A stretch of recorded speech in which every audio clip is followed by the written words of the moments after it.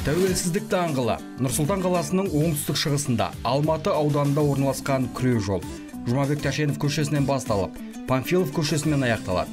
Қажымқан Мұңайтпасов, Рахымжан Қошқарбаев, Ахмет Байтұрсынұлы, Шәмші Қалдаяқов көшелерін қиып өтеді. Ұзындығы 5500 метр.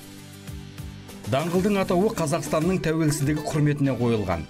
Тәуелсіздік мемлекеттің өз саясатын өз еркімен жүргізуге қабілеттілігі. Тәуелсіздік нышандары ретінде мемлекеттің әлемдік қауымдастық мойындаған аумағының болуын, сол аумақты басқаратын мемлекет билігінің болуын, елдікті нақыштаған әнұранының, туының және елтаңбаның болуын атауға болады.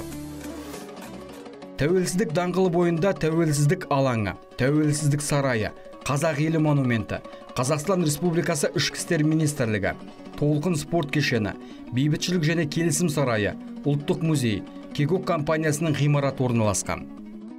Тәуелсіздік көшесінде архитектурасымен көздің жауын алатын ғимараттар баршылық. Солардың бірі әрі бірегейі, қалаға ерекше көрік беретін. Орталық Азиядағы ең үлкен мешіт Әзірет Сұлтан мешіті. Мешіттің жалпы аумағы 11 гектар болса, ғимарат 17700 шаршы метр аумақты алып жатыр. Мешітте бір мезетте 5000 адам құлшылық жасай алады. Ал мереке күндері тіптен 10 000 адамға дейін сыйдыра алады.